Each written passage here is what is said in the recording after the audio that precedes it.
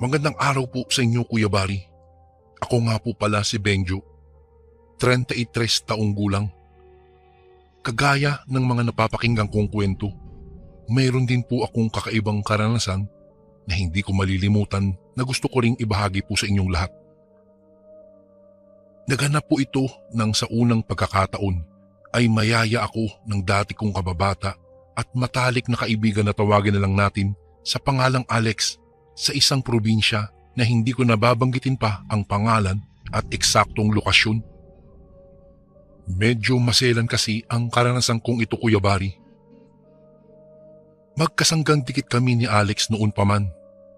Dahil nga magkababata po kami. Higit pa sa magkapatid ang turingan naming dalawa na hindi naman nakapagtataka dahil pareho kaming sulong anak. Palagi rin kaming magkasama sa kahit saan at sa kahit anong lakad.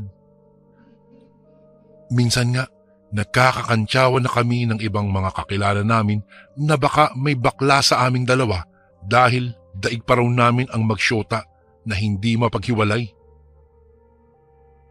Mga birong tinatawanan na lang namin dahil alam naman naming pareho na tunay kaming mga lalaki, Kuya Bari. Ang buong akala ko noon, panghabang buhay ang pagkakaibigan namin ni Alex. Ngunit hindi pala. Nangyari po ang isang pagkakataon na sumubok sa pagkakaibigan namin ng isang araw ay yayain nga ako ni Alex na sumama sa kanya sa isang probinsya. Nakuha raw kasi siyang isang ninong ng isang bibinyagang pamangkin ng nililigawan niyang babae na si Tina at sa probinsya raw ng mga ito gaganapin ang binyagang iyon. May ilang buwan na ring nililigawan ni Alex si Tina matapos niya itong makilala sa isang bus na nasakyan niya nang minsang papauwi raw siya. Sa tingin ko nga ay malakas ang tama ni Alex kay Tina dahil lagi nitong bukang bibig ang pangalan ng dalaga. Bagay na naintindihan ko naman, Kuya Bari, dahil iyon pa lang ang unang pagkakataon na nagkaroon ng interes at nanligaw sa isang babae itong si Alex. Dahil hindi ko naman mahindian si Alex sa pagyaya sa akin, sumang-ayon na lang akong sumama rito. Isang araw, bago ang binyag ng pamangkin ni Tina, bumiyahe na kami patungo sa probinsya nila. Hindi ko inaasahan na napakalayo pala ng lugar na iyon mula sa Maynila. Sa tansya ko po ay higit din 10 oras ang ibinyahe namin. Napabulong pa nga ako ng pasasalamat nang makarating na kami sa mismong lugar nila. Maayos naman ang pagtanggap sa amin doon bilang mga bisita. Sa katunayan, ng gabing palang iyon ay nag-umpisa na ang kasiyahan doon. Nalaman namin ni Alex na isa sa lahi ng mga katutubo ang pamilya ni Tina at gayon din ang pamilya ng lalaki na asawa ng ate niya na siyang ina ng batang bibinyagan. May mga pagkakataon na hindi ko maiwasang makaramdam ng pagkailang sa tuwing titingin sila sa amin habang nag-uusap-usap na para bang kami ang pinag-uusapan nila. Siguro dahil nga sa mga purong Tagalog kami at hindi nakakaintindi ng mga salita nila. Kaya naman kahit nagkakasiyahan pa, nagpaalam ako kina Alex at Tina at sa mga kaanak na rin ito na mauuna na akong magpahinga. Sinamahan naman kami ni Tina sa kubong tutulugan namin ni Alex. Noon na namin nalaman na sa ibang kubo pala pinapatulog ang mga nagiging bisita roon na siyang nakaugalian sa tribo nila ayon na rin kay Tina. At dahil na rin sa pagod at haba ng ibinyahe namin, mabilis po akong nakatulog kahit pa rinig ko hanggang doon ang ingay sa labas. Ngunit nagising din ako nang makaramdam ng ginaw. Napakalamig na kasi ng mga oras na iyon. Iyong lamig ba na parang tagos hanggang buto? Pagbangon ko, nasa higaan na pa rin pala si Alex at mahimbing na natutulog. Sinubukan kong maghanap ng maikukumot kaso wala akong makita. Nang mapasipat ako sa suot kong relo, nalaman kong 2:00 pala ng madaling araw na yun. At dahil hindi na rin ako nakatulog pa muli, naisipan kong manigarilyo na lang habang naglalakad-lakad sa labas, Kuya Bari. Habang ako po ay nagmumuni-muni, nakarinig ako ng parang mahihinang boses na nag-uusap-usap. Hinanap ko kung saan iyon nanggagaling hanggang sa nakarating ako sa isang bahagi kung saan nakatanaw ako ng bahagyang liwanag na tila nanggagaling sa apoy. Lumapit ako ng bahagya para makita kung ano ang mayroon doon at noon ko na lamang may mga tao roon. Siguro mga kaanak iyon ni Tina na tila mga abala sa pagluluto para siguro sa gaganaping handaan kinabukasan. Nakakita kasi ako ng malalaking kawa na nakasalang sa mga apoy. Mas lalapit pa sana ako pero bigla akong napatigil nang makarinig ako ng mga sigaw na humihingi ng saklolo. Sa taranta ko, napatago ako sa kumpol ng mga halaman. Isiniksik ko ang sarili ko doon habang maingat na nagmamasid sa paligid. Mula roon, kitang-kita ko ang dalawang lalaki na kinakaladkad ng ilang kalalakihan habang kapwa nakatali ang mga paa at kamay. Medyo madilim pero namukhaan ko ang dalawang lalaki na siyang nakasama namin ni Alex sa sasakyan nang papunta kami roon. Bago ko po ipagpatuloy ang kwentong ito ay may request sana ako sa iyo, kasundo. Isang pindot lang ito, kasundo, sa subscribe button namin. Malaking tulong po ito sa amin, kasundo, upang mapagpatuloy pa namin ang mas marami pang magagandang kwento. Salamat sa pag-subscribe mo, bagong kasundo. Nakita ko rin na lumapit doon ang biyenang lalaki ng ate ni Tina. May hawak-hawak iyong isang mahabang itak at walang sabi-sabing magkasunod na tinagpas ang mga ulo ng dalawang lalaking nakagapos na animoy tumagpas lang ng ulo ng hayop. Nasindak ako sa nasaksihan kong pangyayari, Kuya Bari. Nalaki ang aking mga mata habang nanginginig sa takot. Kitang-kita ko rin kung papaano itinali ng mga lalaking iyon ng patiwarik ang mga pugot na katawan sa magkahiwalay na puno at sa ibaba ng mga ito may mga nakasahod na mga banga. Habang abala ang mga ito sa kanilang ginagawa, nagmadali akong gumapang at umalis sa pinagtataguan ko at ako'y bumalik na sa kubo namin ni Alex. Agad kong ginising si Alex at ipinaalam sa kanya ang mga nakita ko. Sinabi ko ba nga na baka mga lahi ng kanibal ang angka ni Tina at karne ng tao ang kinakain ng mga ito? Hindi pa ako tapos sa pagsasalita nang biglang dumating si Tina. May dala-dala iyong dalawang tasa na mainit na kape at iniabot ito kay Alex. Nang makaalis si Tina, agad kong kinuha kay Alex ang mga tasa ng kape at itinapon ang mga iyon. Naisip ko kasing baka nilagyan iyon ng pampatulog ni Tina. Sinabihan ko si Alex na tumakas na kami at umalis na sa lugar na iyon. Pero iba ang reaksyon na nakita ko kay Alex. Salungat sa inaasahan ko. Ikinagulat ko rin nang sabihin niya sa akin na matagal na raw niyang alam ang tungkol sa totoong pagkatao ni Tina at ang angkan nito. Sinabi rin niya sa akin na hindi raw mga kanibal sina Tina, kung hindi mga uri ng aswang. Bago pa raw siya pinayagan ni Tina na manligaw dito, ipinagtapat na raw nito sa kanya ang lihim nitong pagkatao. Noong una daw ay natakot siya sa nalaman tungkol sa babaeng gusto niyang ligawan, pero dahil talagang mahal daw niya ito, kaya itinuloy niya ang kanyang panliligaw dito sa kabila ng mga nalaman niya dito. Sa katunayan, isa raw sa pagsubok ni Tina sa kanyang sinseridad ang ginawa niyang pagsama sa akin doon para maging isa sa mga alay sa gaganaping binyagan.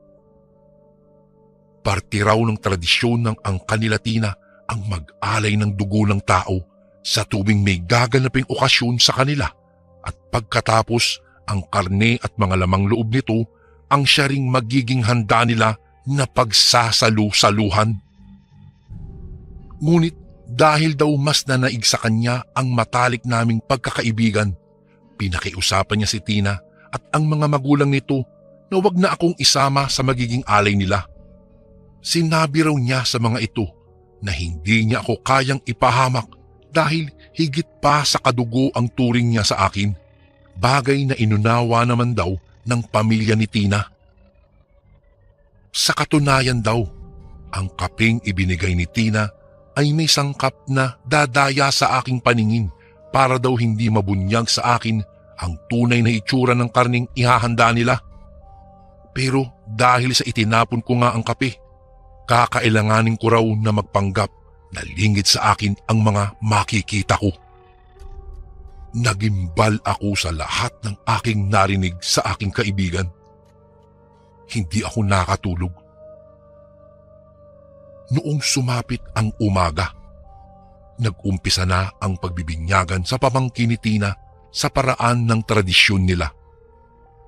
Pero higit pa sa aking inaasahan ang nasaksihan ko ng mga oras na iyon dahil hindi lang ang pagkain nila ng karne ng tao ang aking nasaksihan kung hindi ang pagbabago ng kanilang mga anyo. Sa mga sandaling iyon, Kuya Bari, nasa kaanyuan na sila ng mga nakakatakot na nilalang, bagay na lalong nagpasindak po sa akin. Pero katulad ng bilin sa akin ni Alex, kailangan kong umasta ng natural lang na parang hindi ko nakikita ang mga hitsura nila ng mga sandaling iyon. Hindi ko alam kung papaano kong natagalan ang nakakakilabot na mga senaryong nasaksihan ko. Ngunit laking pasasalamat ko pa rin nang muli na kaming bumiyahe ni Alex kasama si Tina at ang pamilya nito pabalik ng Maynila. Habang nasa biyahe kami, nagawa ko pang magpanggap na parang walang nangyari, pero nang makauwi na ako sa amin, para akong naupos na kandila at hindi makapaniwala sa mga nangyari sa akin, lalo na ang katotohanang maaari din pala akong ipahamak ng itinuring kong matalik na kaibigan. Noon ko natutunan ang aral na trust no one. Simula rin noon, Kuya Bari, iniwasan ko na si Alex. Bumukod ako ng tirahan at ibinilin sa mga magulang ko na huwag sasabihin sa kanya kung saan ako nakatira. Hanggang sa wala na akong naging balita tungkol sa aking kaibigang si Alex. Gayunpaman, sa kabila ng nangyari sa amin, hindi ko pa rin naman siya nakakalimutan na minsan ay naging mabuti kaming magkaibigan. Isang karanasan na talagang hindi ko po malilimutan, kaya po ako sumulat sa inyo, Kuya Bari, para sa inyong channel. Isang binyagan na kakaiba. Isang pangyayari na muntik nang kumitil sa aking buhay dahil lang sa isang binyagan sa tribo ng mga aswang. Hanggang dito na lang po ang aking kwento, Kuya Bari, at sana po ay mapili nyo rin po itong basahin sa inyong channel. Maraming salamat po at God bless po sa lahat ng kasundo na nakikinig ngayon, lalong-lalo na ang mga OFW na patuloy pa ring nagtatrabaho para sa kanilang mga pamilya. Paki-shoutout na rin po ang kaibigan ko at pamilya Gutierrez sa Bulacan. Maraming salamat po. Lubos na gumagalang, Benjo.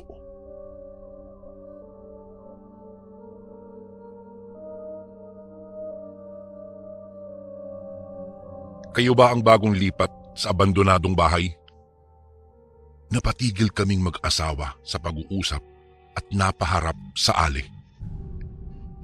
Kasalukuyan kaming nasa palengke, Kuya Bari. Araw kasi ng Martes, kaya napagpasyahan namin na mamalengke. Nakasuot ito ng isang itim na saya at may takip na tela ang mukha, kaya hindi ko nakikita ang hitsura niya.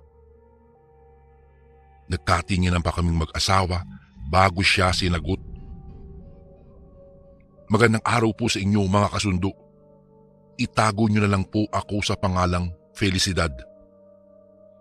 Laking lungsod ako nang nakapangasawa ng isang Chinese. Itago niyo na lamang ang asawa ko sa pangalang Hong. Kung ilalarawan si Hong ay matangkad ito.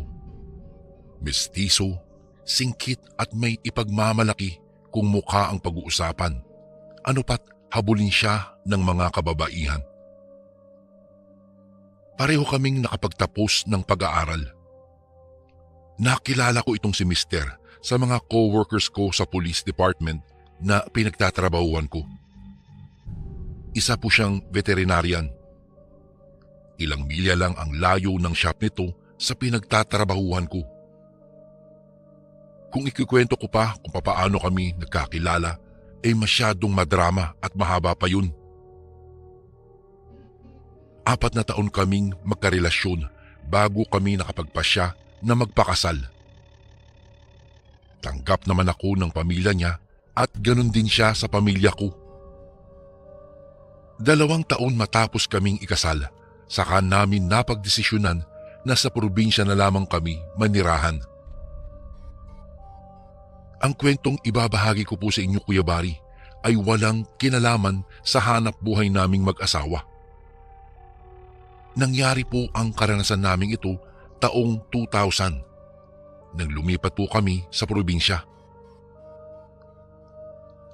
4 na buwan ang ginugol namin sa pagproseso para sa paglipat namin sa probinsya.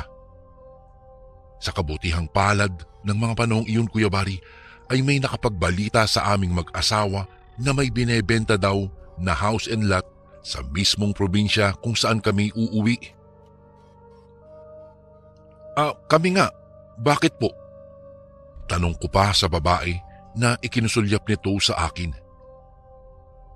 Hindi ko alam kung namamalikmata lang ba ako, pero dumaan ang galit sa mga mata ko. Hanggat maaga pa, umalis na kayo. Tugon niya at may kung ano-ano pang sinasabi na hindi ko maintindihan dahil wikang Bisaya ang diyalekto na kanyang ginamit. Kaagad din naman itong umalis. Hindi na lang namin siya pinansin pa.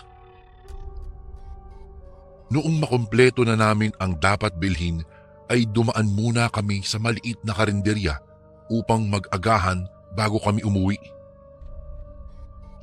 Sa ilang taon na pagsasama naming mag-asawa ay hindi man lang kami biniyayaan ng anak. May problema si Mister. Hindi siya pwedeng magkaanak at tanggap ko naman iyon, Kuya Bari. Pero hindi ko minsan maiwasan na malungkot sa isipin na kailan may hindi kami magkakaroon ng sariling anak. Naging maayos naman kahit papaano ang ilang araw na pananatili namin sa probinsya. Ang buhay probinsya ay hindi hamak na mas payapa kumpara sa nakasanayan ko sa lungsod. Malaki ang pinagkaiba ng probinsya sa lungsod, Kuya Bari. May mga naging kaibigan na rin naman kami ng asawa ko, lalo na si Tatang. Kuya Bari, kapitbahay namin si Tatang. May katandaan na ito, pero hindi pa rin pangkaraniwan ang tinataglay niyang lakas. Madalas itong tumatambay sa bahay naming mag-asawa upang makipagkwentuhan. Mabait ito at palabiro. Sa pagkakaalala ko ay araw ng Martes ng gabing iyon.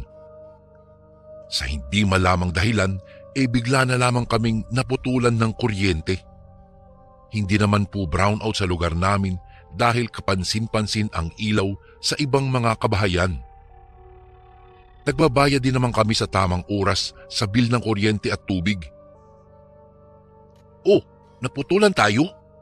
Nagtatakang tanong pa ng mister ko matapos ayusin ang pagkakatayo ng kandila. Mabuti na lamang at nagkasta kami ng mga kandila in case of emergency, katulad ng biglaan na pag-brownout ng gabing iyon. Kaagad ko naman siyang sinabihan na tawagan ang departamento ng ante ko. Kuya Bari, ko sa Maynila ay Meralco ang tawag sa Departamento ng Kuryente, samantalang dito naman sa probinsya ng Antique ay Anteco. Tumawag ako, hindi naman daw tayo naputulan. Mukhang nasa linya natin ang problema. Papunta na lamang sila dito bukas upang tignan at ayusin. Mahabang paliwanag ng asawa ko matapos itong tumawag.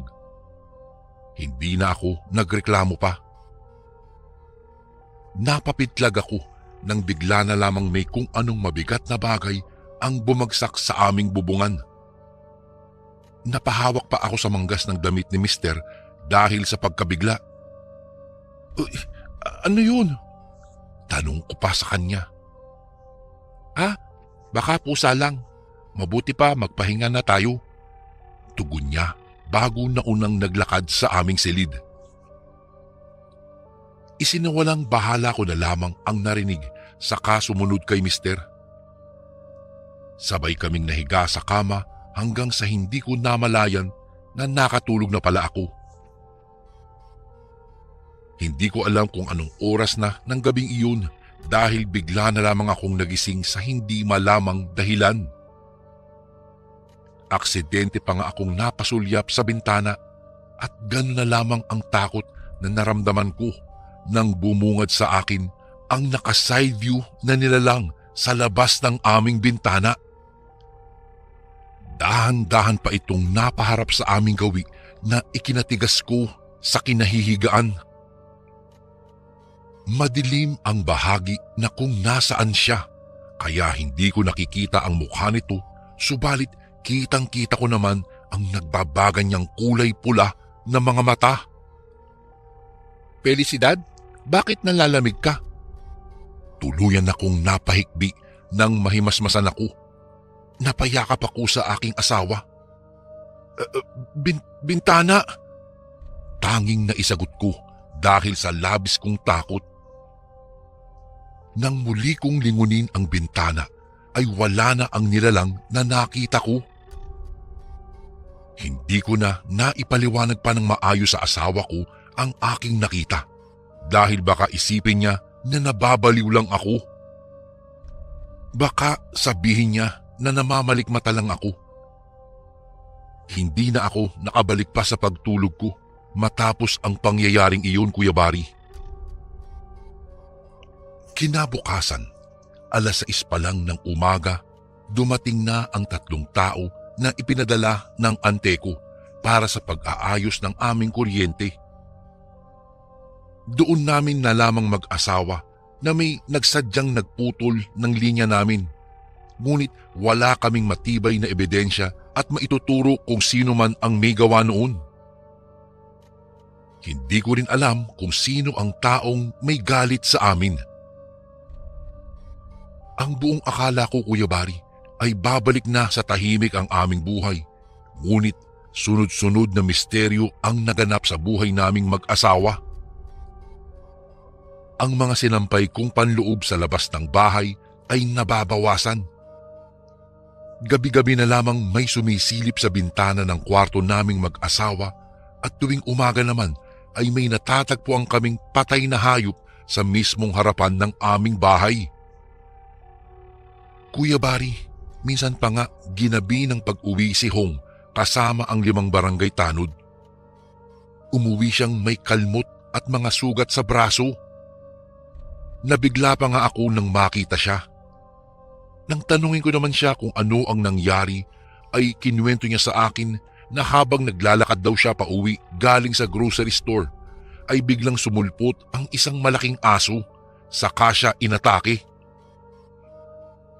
Malaki ang pangangatawan nitong si Hong, pero halos kalahati lang daw siya kumpara sa asong nakasagupaan niya.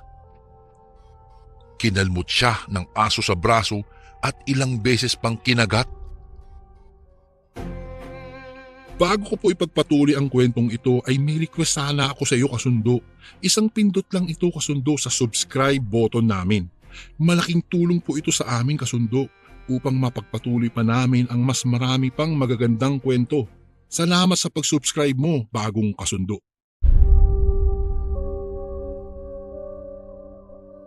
Nanlaban daw siya ngunit masyadong malakas ang bawat pag-atake sa kanya ng aso.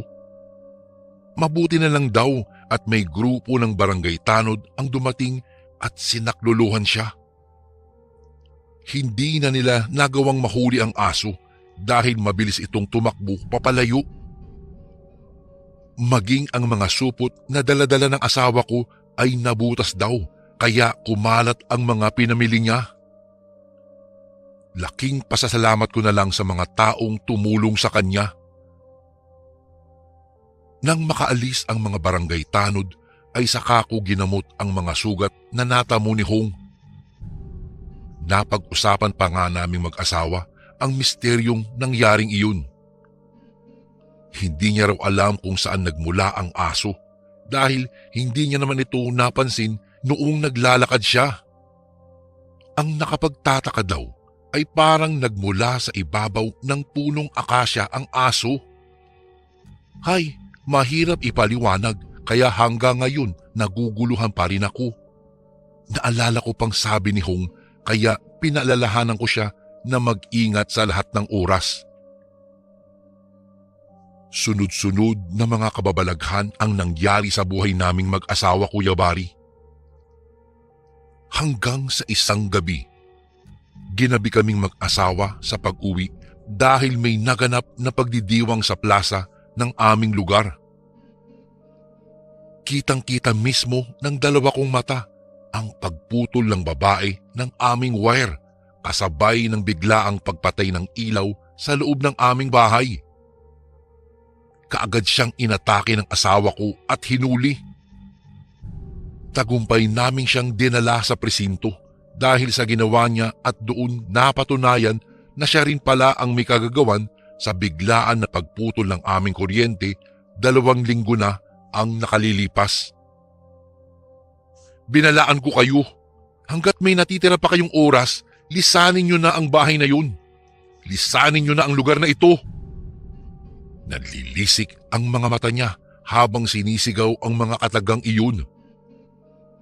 Paulit-ulit din niyang binabanggit ang nilalang na kilala sa tinatawag niyang aswang.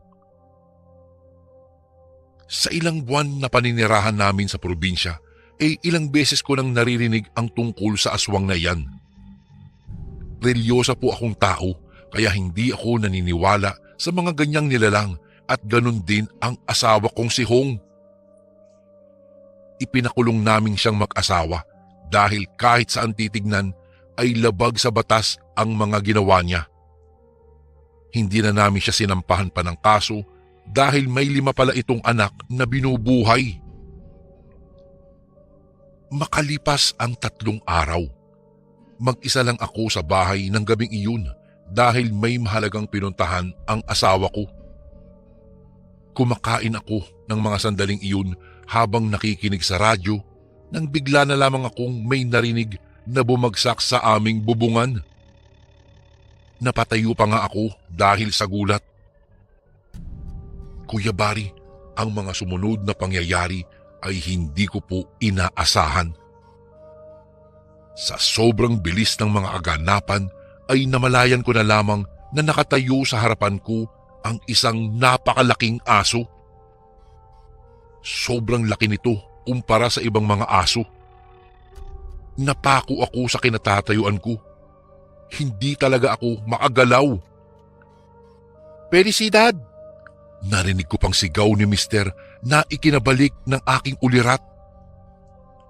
Doon ako biglang natauhan at takot na napaatras sa napakalaking aso na nasa harapan ko pa rin. Nagbabaga ang pula nitong mga mata habang naglalaway na animoy anumang oras ay handa niya akong atakihin. Mabilis po ang mga pangyayari. Bigla na lamang akong bumulagta sa sahig habang nasa ibabaw ko na ang napakalaking aso. Bawat pagtama ng ngipin nito sa balat ko ay napapasigaw ako dahil sa sobrang sakit at takot. Ilang beses pa niya akong pinagkakalmot. Muli akong napasigaw nang masilayan ko ang unti-unting paghaba ng dila niya. Layuan mo asawa ko! Kuya Bari, ilang sandali pa ay biglaang gumaan ang katawang ko at doon ko napagtanto na umalis na pala sa harapan ko ang napakalaking aso, ngunit kaharap naman nito ngayon ay si Mister. Nanginginig at nangihina na napatayo ako.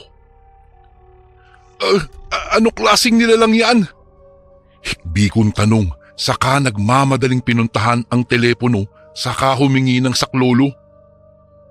Napatakbo pa sa pwesto ko si Mister. May natamo na rin itong sugat. Nagmamadali niyang kinuha mula sa drawer ang nakatagong baril. Nang sulyapan ko ang napakalaking aso ay unti-unting nagbago ng kanyang wangis. Sa isang iglap ay naging isang anyong halimaw na ito. Napasulyap ito sa gawin namin. Hindi na nag-aksaya pa ng oras si Mister at kaagad niyang pinaputukan ng baril. Agad ko rin namang hinanap ang baril ko saka tinulungan siya. Bawat pagputok ng baril ay hindi ko maiwasan na mapasigaw dahil patuloy ang nilalang sa paghakbang papunta sa pwesto namin kahit duguan na ito. Kuya Bari, sa isang iglap lang ay nagbago ang anyo ng aso ulit. Nagkaroon ito ng kamay at paa katulad ng isang normal na tao, subalit ang nilalang na nasa aming harapan ay may matutulis na ngipin at mapupulang mga mata. Mabilis siyang nakalapit sa amin. Ibinalibag niya ako kaya muli akong bumagsak sa lupa. Nangihinang napaangat ako ng tingin. Kitang-kita mismo ng dalawa kong mga mata ang paghila niya sa asawa ko bago ito sinakal. Tuluyan na nabitawan ni Hong ang baril niya. Napaubo na rin ako ng dugo. Napaungol pa ang nilalang bago hinigpitan ang pagkakasakal niya kay Hong. Ngunit nanlaban ang asawa ko. Sinipa niya sa may-ari ang lalaki kung kaya ay nabitiwan siya nito. Kinuha ko ang pagkakataon na iyon. Napasigaw ako at muling hinarap sa mabagsik na nilang ang baril bago ito pinaputok sa ulo niya. Hindi nagtagal ay bumagsak din ito kasabay ng pagdating ng mga otoridad na tinawagan ko. Naging anyong tao rin ang halimaw na siyang ikinabigla naming mag-asawa, lalo na at nakilala namin ito na walang iba kung hindi si Tatang. Kinuha ng mga otoridad ang bangkay nito dahil tuluyan namin itong napaslang.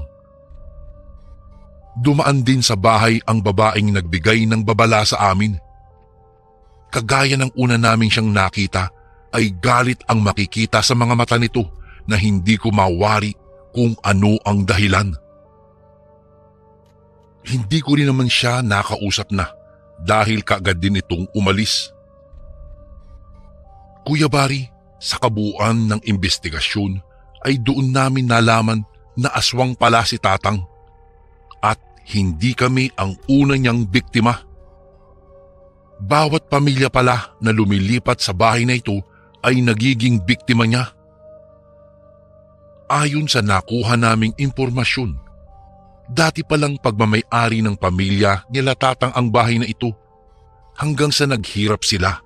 Kaya kinakailangan nilang isanla sa matandang Kastila ang bahay at lupa na siya namang pinagbilhan namin. Wala na ring pamilya pala si Tatang. Iyon ang unang beses na aming nalaman na totoo pala ang mga aswang at hindi ko akalain na makakasalamuha kami ng isa. Wala ni isa sa mga kamag-anak ni Tatang ang umako sa bangkay nito. Kaya kami na lang ang nagbigay ng maayos na libing sa matanda. Sa kabila ng mga nagawang kasamaan ni Tatang ay hindi ko pa rin maiwasan na maawa sa kanya. Simula noon, naging payapa at tahimik ang buhay naming mag-asawa. Hindi nagtagal ay naging magkaibigan din kami ng babaeng nagbigay babala sa amin. Mabait naman pala ito at maaasahan. Lucia pala ang pangalan nito at dati siyang albularya, ngunit para sa kaligtasan ng pamilya ay tumigil na siya sa kanyang panggagamot. Nanatili kami ng asawa ko sa probinsya. Hindi nagtagal ay bumalik ako sa serbisyo samantalang nagpatayo naman ng shop ang asawa ko para sa mga hayop. Kuya Bari, nang makabalik ako sa serbisyo ay doon ko natuklasan na maraming kaso tungkol sa mga aswang din pala ang inirereklamo sa aming departamento, ngunit dahil mahirap paniwalaan ang mga ganong klaseng nilalang ay hindi iyon pinapansin. Nang malaman ko iyon ay kaagad akong naghanap ng iba pang mga impormasyon tungkol sa mga aswang. Inalam ko ang buong detalyado tungkol sa ganitong klaseng nilalang. Kung ano ang kahinaan at ang kalakasan nila. Kung ano ang mga epektibong armas panlaban dito. Noong makumpleto ko ang ginawa kong panaliksik ay saka ako nagsimulang humawak ng mga kasong may kinalaman sa mga aswang. Noong una ay hindi pumayag ang aking asawa. Subalit sa huli ay wala siyang may nagawa, ngunit nangako siya na anuman ang mangyari ay palagi siyang nasa tabi ko. Handang umalalay at protektahan ako sa anumang oras. Nang dahil po sa mga karanasan naming mag-asawa ay doon ko napatunayan na malalim at tapat ang pag-ibig niya sa akin. Na anumang pagsubok ang aming kakaharapin ay hindi niya ako iiwanan at handang ipaglaban anuman ang magiging kapalit. Nang dahil sa aming mga pinagdaanan, doon namin napatunayan na kung gaano kalalim at katatag ang pag-iibigan naming mag-asawa. Ang kasamaan kailanman ay hindi mananaig sa mga taong nagmamahalan. Hanggang dito na lang po ang aking kwento, Kuya Bari. Sana po'y nagustuhan niyo po at mapiling basahin din ito sa mga susunod na araw. Lubos na gumagalang, Felicidad.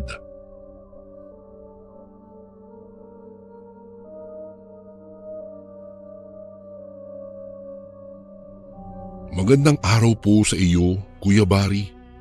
Ako nga pala si Ranil at bala ko po sanang ibahagi sa channel nyo ang kwentong ito.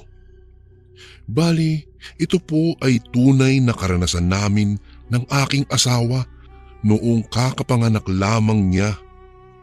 Siya nga pala, itago na lang natin sa pangalang Rose ang aking asawa. Noong mga panahong nangyari ang karanasan namin ay nasa 2 linggo pa lamang ang aming anak. Noong mga panahong iyon ay marami ang aming kapamilyang bumibisita sa aming bahay. Kadalasan ay mga malalayong kaanak na nais makita ang aming bagong silang na anak. Isang araw, habang kami ay nag-uusap at naglilibang ang aming anak, may isang matandang tumigil sa tapat ng aming bahay. Nagpalinga-linga siya sa paligid at natigilan lang sa paglingon noong madako ang kanyang paningin sa aming bahay. Sa hindi ko maipaliwanag na dahilan, bigla akong nakaramdam ng kaba. Parang may mali kasi sa mga pagtitig ng matandang iyon at tila naghihintay na may dudungaw sa kanya. Ranil, kakilala mo ba ang matandang iyan? Tanong sa akin ni Rose. Hindi ako nakasagot sa kanya. Sa halip ay nagkibit balikat ako at saka dumungaw sa matanda. Naisip kong baka isa sa malayong kamag-anak namin ang matandang iyon, kung kaya nagpasya akong bumaba para alamin kung ano ang kanyang pakay. Lo, ano po ba ang inyong kailangan? Sino po ba ang inyong hinahanap? Tanong ko sa kanya noong makalapit na ako. Noong una ay hindi nakasagot ang matanda sa akin. Napatingin lang iyon sa akin na parang may inaalam. Walang ano-ano ay sumagot din ito. Anya, nais niyang makita ang bata. Napakunot noo ako sa sinabi niya. Akmang tatanungin ko pa sana kung sinong bata ang kanyang tinutukoy. Subalit biglang napaiyak ang anak namin ni Rose. Itinuro ng matanda ang ibabaw ng aming bahay at napalunok na lang ako ng aking laway noong mapansin kong nakangisi iyon sa akin. Hindi ko na sana papapasukin subalit dumungaw ang aking asawa at pagkatapos ay sinabihan akong paakyatin ang matanda. Kahit na kinakabahan ako, isinama ko sa pag-akyat ang matanda. Halos umabot sa kanyang tainga ang ngiti niya. Bago pa man ako makapagsalita, lumapit na ang matanda sa aming anak. Hinawakan niya iyon sa kamay at pagkatapos ay hinaplos ang kanyang tiyan. Noong mga panahong iyon ay parang may bumubulong sa akin na huwag pahipuin ang matanda sa tiyan ng bata. At dahil doon, dali-dali akong lumapit sa matanda at pagkatapos ay hinawakan ang kanyang mga kamay. Sandali lang lo, saad ko. Napalingon siya sa akin at pagkatapos ay napatingin iyon ng mabalasik sa akin. Alam kong may mali sa kanya kung kaya dali-dali akong umalis patungo sa kusina at saka kinuha ang aking itak. Pagkabalik ko sa sala kung saan naroroon si Rose at nakita kong ito ay iyak ng iyak. Akala ko kung ano ang nangyari. Nagulat na lang ako nang makita kong inaagaw ng matandang lalaki ang aming anak. Dahil doon ay dali-dali akong lumapit sa kanila. Hoy, umalis ka rito. Kung hindi, tatagain kita. Sigaw ko. Tumigil sa kanyang ginagawa ang matandang lalaki at pagkatapos ay tumingin sa akin. Kitang-kita kong mulagat na mulagat ang kanyang mga mata at naglalaway na siya. Muli ko siyang sinigawan habang inaambahan ng taga. Marahil ay natakot ang matanda sa akin kung kaya dali-dali siyang tumakbo palabas ng aming bahay. Hinabol ko pa nga siya habang hawak ko ang itak ko at katakatakang mabilis siyang gumalaw para makaalis. Hindi ko na pinagpatuloy pa ang paghabol sa kanya at bumalik na lang sa aming bahay. Pagkabalik sa aming bahay ay iyak ng iyak ang aming anak. Hindi naman namin alam kung ano ang nangyari sa kanya dahil panay ang kanyang pag-unat. Naisip naming baka sumasakit ang tiyan noon kung kaya pinahiran namin ng gamot sa sakit sa tiyan ang aming anak. Kahit papaano ay tumigil sa pag-iyak ang aming anak. Ang buong akala namin ay ayos na ang lahat.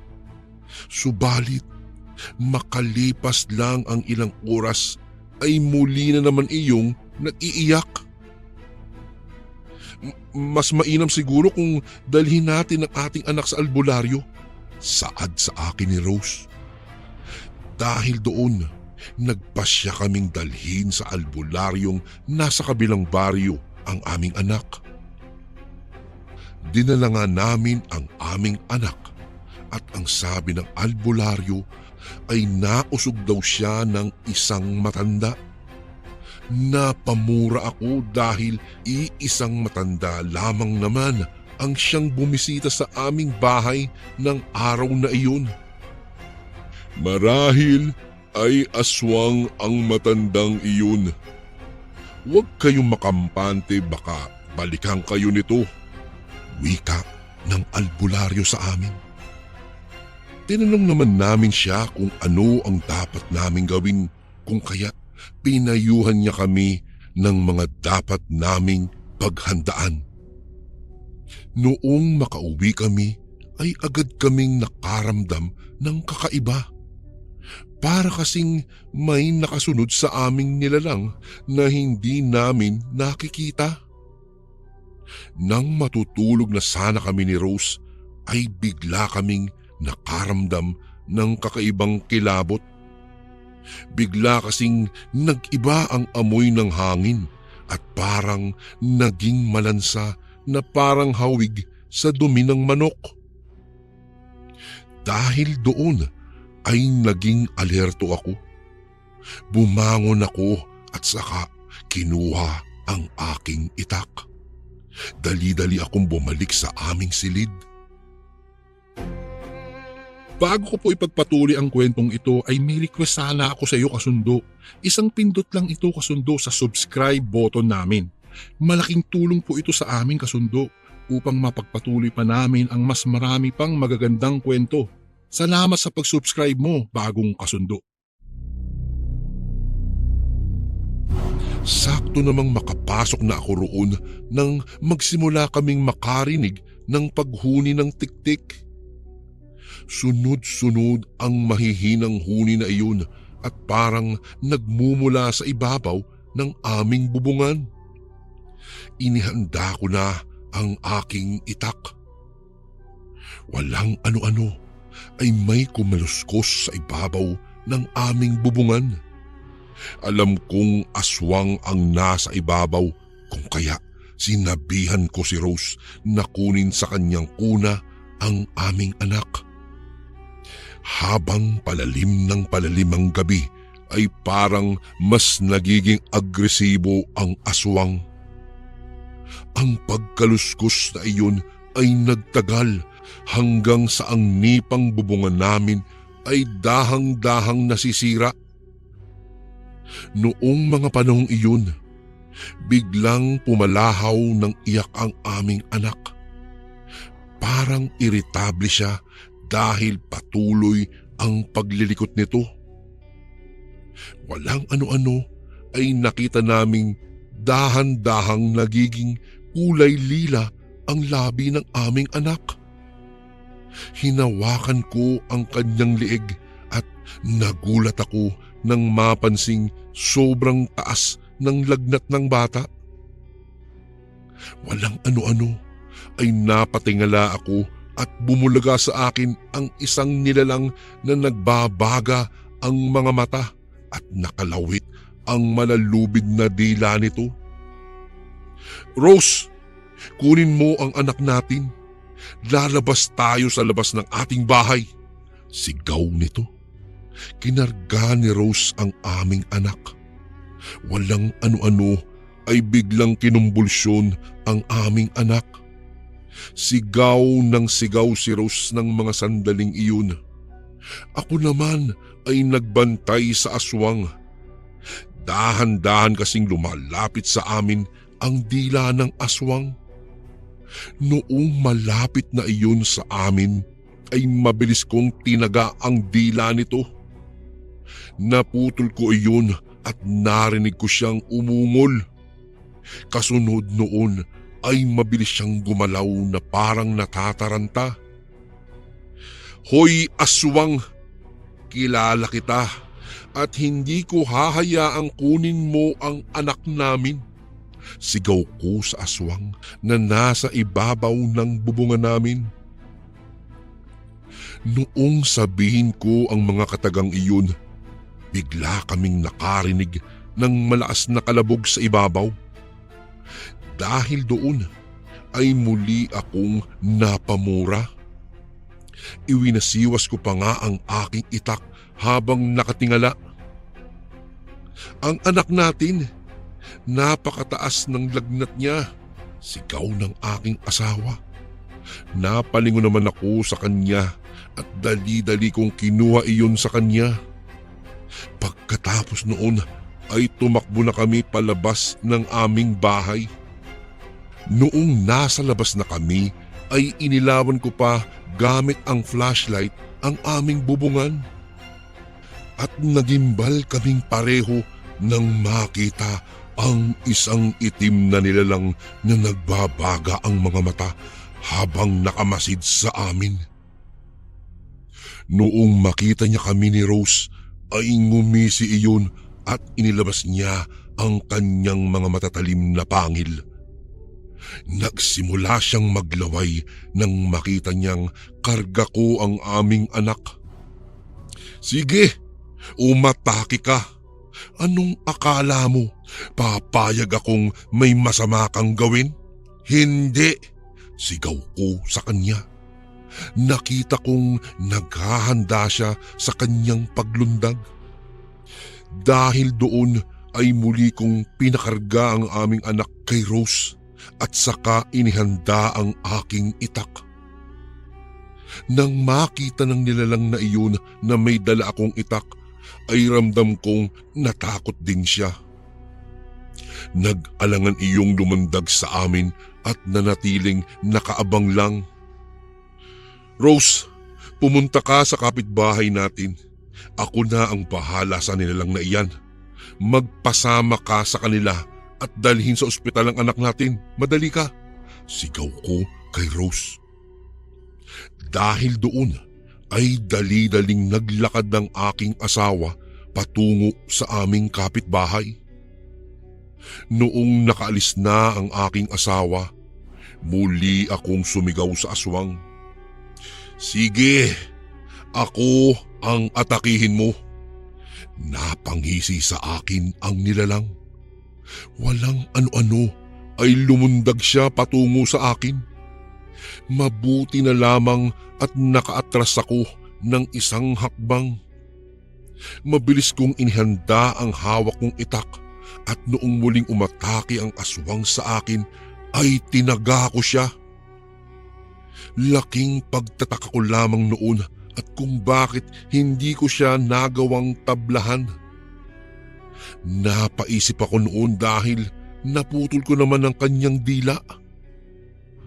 Walang ano-ano ay napalingon ako. Nakarinig kasi ako ng mga ingay.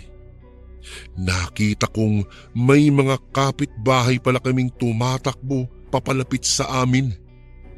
Alam kong tutulungan nila ako kung kaya lumakas ang aking loob. Hindi na muling nakagalaw pa ang aswang. Alam kong kinabahan siya dahil marami na ang mga taong paparating. At kagaya ng aking inaasahan ay bigla na lamang tumakbo papaalis ang aswang. Hinabol pa siya ng mga tao ngunit hindi na nila iyon naabutan. Ako naman ay dali-daling pumunta sa isa naming kapitbahay kung saan naroon si Rose at ang aking anak. Subalit nakaalis na pala sila para dalhin daw sa ospital ang aming anak. Nagpasya na lang akong sundan sila sa bayan. Mabuti na lamang at naagapan ang aming anak at gumaling ang kanyang lagnat. Hanggang dito na lang po ang aking kwento. Maraming salamat po Kuya Bari sa pagbasa mo ng aking email. Gumagalang, Ranil.